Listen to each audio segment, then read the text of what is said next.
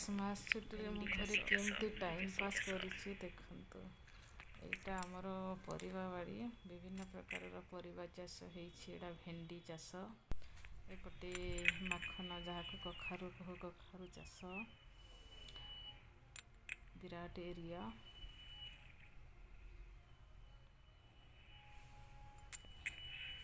फूल भी है फल भी स्टार्ट हो गलानी। बहुत सुंदर है देखते केमती फूल फुटी। बहुत बड़ विराट एरिया रे कखारु चाष होइछि।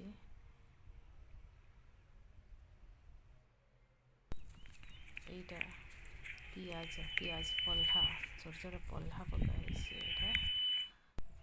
एपटे टमाटर टमाटर गछ लगाई। एटा ए पर्यंत फलिनी।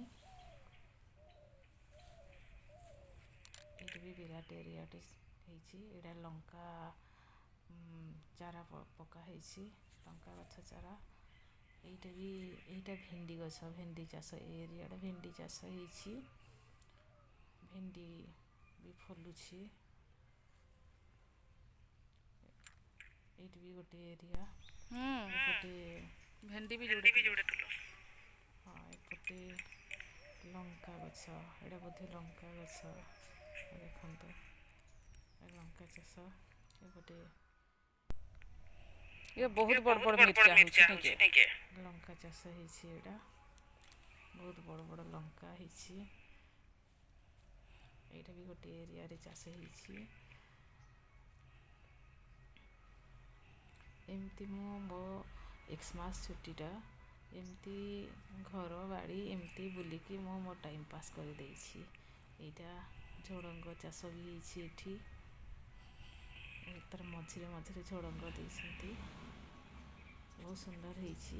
ये लंका तो देखने को बहुत बड़ बड़ लंका चाष बहुत बढ़िया एंजॉय करुछि मो घर को आसिके।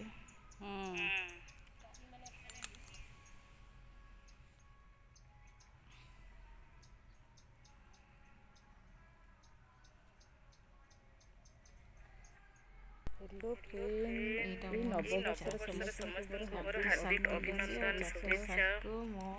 वर्तमान गारे सफा करुछि।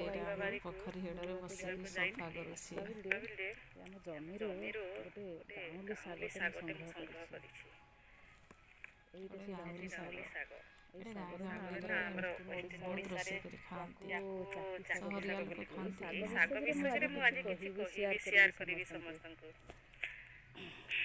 साग जमीरे हुए धान कटा सरीगला बिलड़ा ओदा थिले सागटा बाहरी। संग्रह करबा गोटे घंटा सब लागि जाय।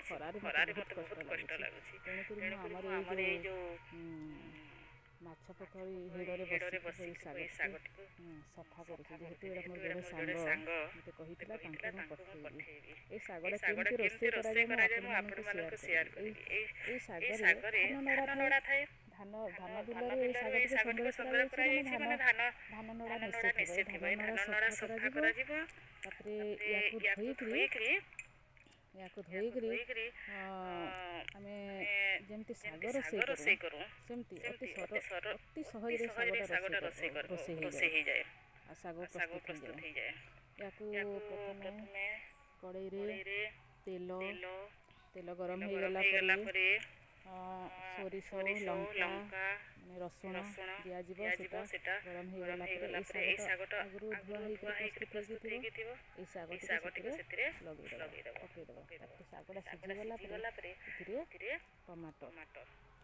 टमाटर माने आवश्यक अनुसार टमाटर दिया जिवो। टमाटर देकरे ए सागटा रोसे करा जिवो। आवश्यक अनुसार लूण दिया जिवो। तापर ए सागटा पूरा चटनी भडिया लागिवो। खाइबा को चटनी बहुत इजी रे सागटा रोसे करे हे जिवो। विभिन्न प्रणाली रे निज तरीका रे लोक माने रोसे करते। के बैगण टमाटर देके भी रोसे करते। के केवल टमाटर देके भी रोसे करते। एटा ओडिसा रे मार्केट रे बहुत कॉस्टली साग। एटा बिल्कुल एथिरे सार ମାନେ କୌଣସି ପ୍ରକାର କେମିକାଲ ଔଷଧ ପଡ଼ିନି। ଏଇଟା ଜମିରୁ ସଂଗ୍ରହ କରାଯାଏ। ଆଉ ଏ ଜମିରୁ ସଂଗ୍ରହ କରାଯିବା ଏଇଟା ଗୋଟେ ଦେଶୀ ଅତି ଗାଉଁଲି ଖାଦ୍ୟ।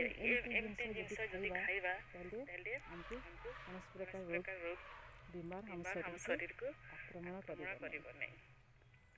ଏଇ ଶାଗଟା ସମସ୍ତେ ଦେଖନ୍ତୁ ଭଲ କରି ଚିହ୍ନିବେ।